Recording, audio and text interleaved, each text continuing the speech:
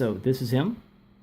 I just got finished putting him together. There's a lot of pieces. Basically, it's an Arduino board down there, right, with a bunch of servo motors, I think 6 or 7 or something like that. Basically everything, eyes, eyebrows, neck, ears, all the angles of everything to give a human-like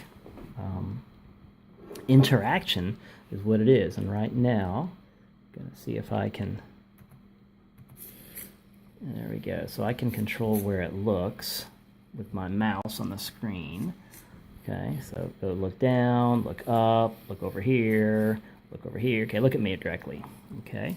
Exploring this. This is called the OhBot.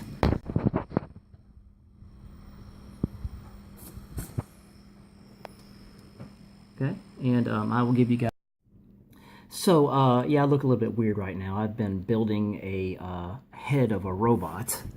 And so I'll tell you about that in a second. So it's a lot of small pieces. And so anyway, I'm going to show you what the OhBot looks like. It is a head of a robot that has eyes, mouth, nose, ears.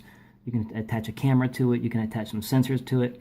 It comes from the UK, and so it's used to teach computer science. It uses like a Scratch-like utility, like a block-based utility to control it. I'm just now getting into it, and I'm not a big Scratch fan, only because I'm a hardcore coder, text-based programming, and I don't really use block-based as much. However, I'm really liking the way this works, and so I'm sort of slowly growing the block-based programming environment growing on me, and so I will show you more about what the OhBot is in a second. I sat in a box for months. Then some dude named Amazon delivered me to my new home. I can talk, look, understand, move, even make eyes at you. So, hello. Is there somebody, a human, there? Alright. Open 2.1 here, ready to be programmed. If there is someone there, please type your name in. Alright. Fantastic. It is a pleasure to meet you, Doug. Nice to meet you as well. So the programming environment looks a little bit like this. Very simple. You've got the ability to control any of the motions. There is speech recognition, voice control.